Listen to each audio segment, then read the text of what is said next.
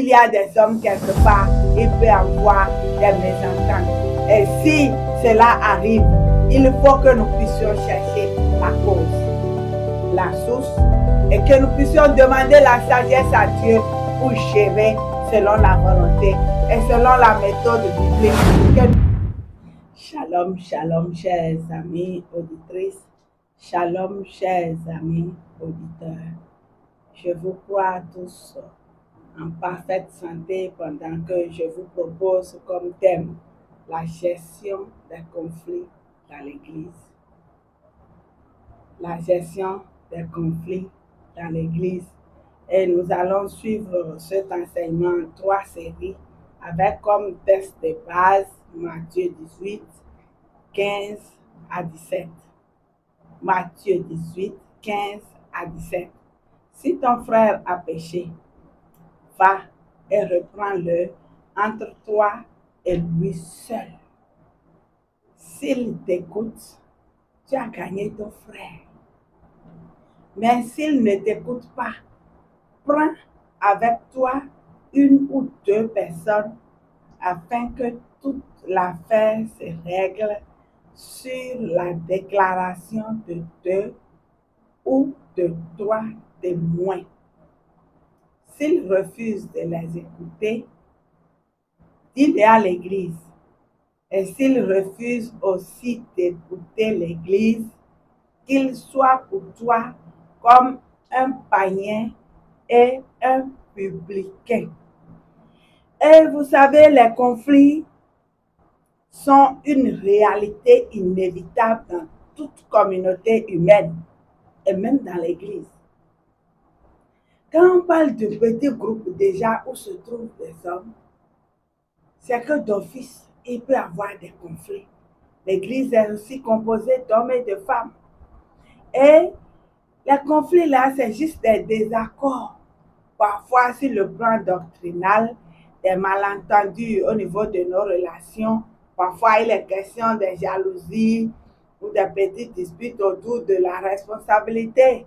Tel veut occuper tel poste et l'autre le veut aussi.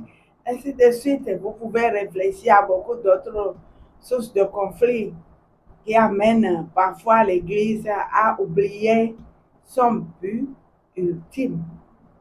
L'Église, en tant que corps de Christ, se doit de gérer les conflits avec sagesse, avec amour et selon les principes établis par Dieu lui-même.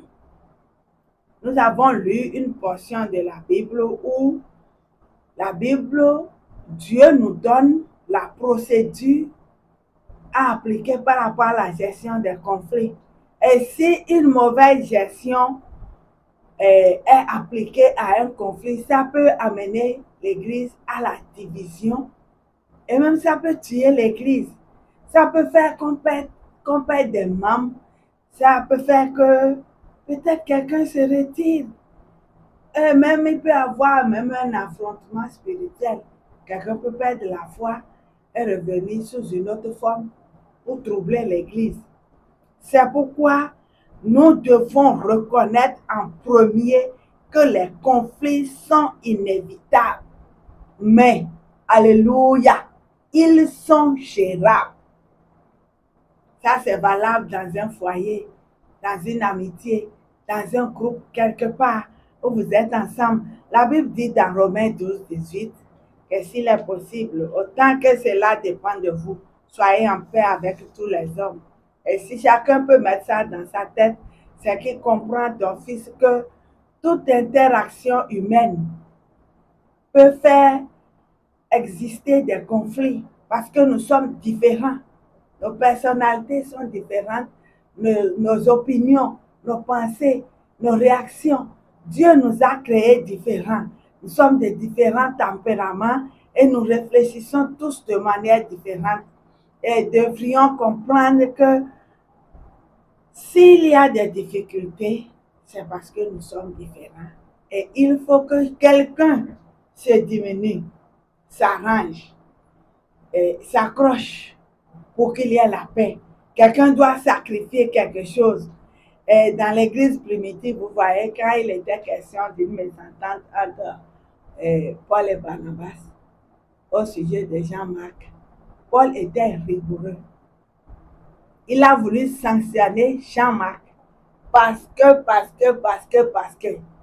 Mais Barnabas, le sage, l'homme gentil, celui qui avait donné quelque chose de très grand et a fait que Ananias et Saphira ont voulu imiter. Barnabas était différent, fils d'exhortation, c'était un homme de réconciliation, un homme de paix. Lui, il était prêt à pardonner Jean-Marc, mais Paul n'était pas prêt. Et ils ne se sont pas entendus, c'est dans la Bible. Vous pouvez lire Acte 15, les versets 36 à 40. Et s'il vous plaît, nous sommes différents. Là où Paul n'a pas pardonné, a sanctionné, Barnabas a dit non, c'est rien. Jean-Marc vient avec moi. Tout ça, c'est normal. Et nous sommes appelés à comprendre que face à un conflit, l'autre n'est pas obligé de s'aligner derrière nous. On dit, puisqu'on ne s'entend pas, et toi tu es mon ami, tu ne dois donc pas t'entendre avec lui. Non, c'est pas ça. C'est pas normal. Et nous devons pratiquer la communication honnête et directe. C'est ça qui manque même à l'église d'aujourd'hui, aux communautés chrétiennes que nous sommes. On se retrouve, on lit la parole de Dieu, on dit qu'on croit que la Bible est vraie. On croit que c'est la parole de Dieu, mais on se trompe. Le sage dit quoi dans Proverbe? Mieux vaut une réprimande ouverte qu'un amour caché. Les blessures d'un amour d'un ami prouvent sa fidélité. Pourquoi est-ce que nous devons nous tromper? Pourquoi ne sommes-nous pas capables de nous dire la vérité? Et quand ça arrive, on dit, ah, tu sais, toi aussi tu as été trop direct. Tu as dit la vérité, tu as trop dit la vérité. Est-ce qu'on doit habiller la vérité? Est-ce qu'un chrétien doit être indirect? Est-ce qu'un chrétien doit tourner autour de la vérité au nom de ce que nous sommes chrétiens? Non, non, non. Si la vérité est recherchée, on doit la trouver à l'église. Chers frères et sœurs, chers amis auditeurs, si vous êtes chrétiens ou chrétiennes, apprenez à dire la vérité à votre ami, à dire la vérité à votre collaborateur, à dire la vérité à votre frère en Christ. Ne passez pas à côté. N'allez pas le critiquer au bord de la voie. Ne passez pas votre vie à vous renseigner autour de quelqu'un alors que la personne même est vivante. Quand vous avez appris quelque chose, allez voir l'intéressé, posez-lui des questions, demandez directement pourquoi vous voulez comprendre. Le temps de cacher la vérité, on dit, c'est dans ma bouche que vous voulez manger votre piment. Oui. Manger le piment dans ma bouche, moi, je suis d'accord.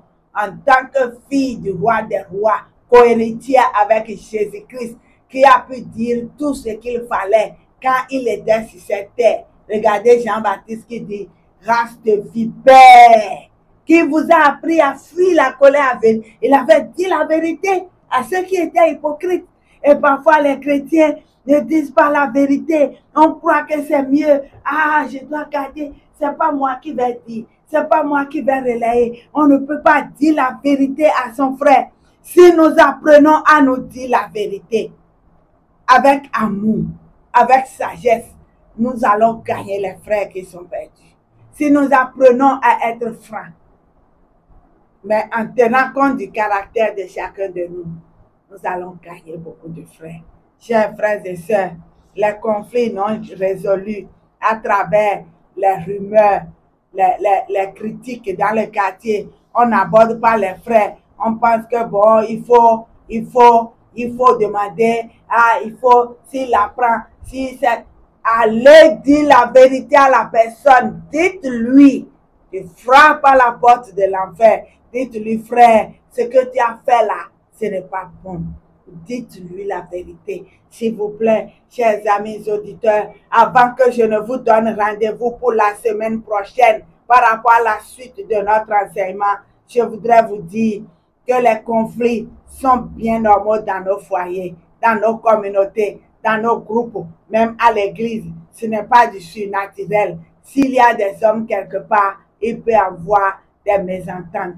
Et si cela arrive, il faut que nous puissions chercher la cause, la source, et que nous puissions demander la sagesse à Dieu pour gérer selon la volonté et selon la méthode biblique que nous allons voir la prochaine fois.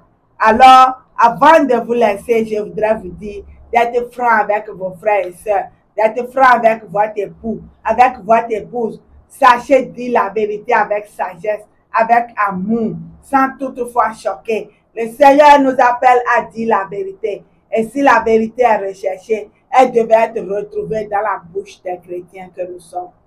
Alors, chers amis auditeurs, nous nous retrouvons la semaine prochaine pour la suite et restez au rendez-vous. Soyez bénis. Shalom à vous.